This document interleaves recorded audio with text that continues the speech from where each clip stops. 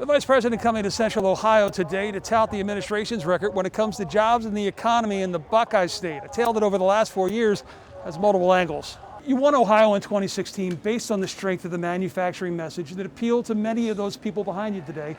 And we saw manufacturing jobs grow in 17 and 18, but as the trade war policies came into play in late 18, it started to drop off from that. Is this a self-inflicted wound that could hurt you with the voters who you need to help you? When Joe Biden was vice president, America lost 200,000 manufacturing jobs, and the last administration said they were never coming back. President Trump said, look, if we cut taxes, if we roll back regulation, if we fight for free and fair trade, and we unleash American energy, manufacturing would come back, and it did.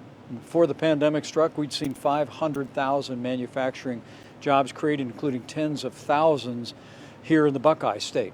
You're the head of the coronavirus task force. As you looked out at that crowd today, less than half with masks, and you saw the event at the White House on Saturday, is that okay with you?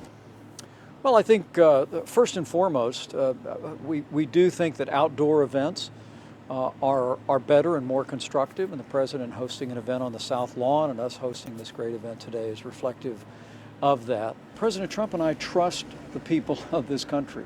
We also recognize that while we're working our way through a pandemic, we also have an election which I think could well be one of the most important elections in the life of this nation.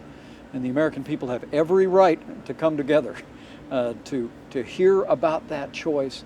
And quite frankly, as you see protesters all across the country, and frankly, you hear very little criticism from the national media about protesters, President Trump and I are going to always stand for the right of Americans to come together in peaceable assembly, just as they did today here in Columbus. And not a coincidence that the Vice President chose to come to Columbus on Columbus Day, speaking out against the tearing down of statues, saying that we will not allow our country to have all of its history and culture taken away from us. In Columbus, John Kosich, News 5.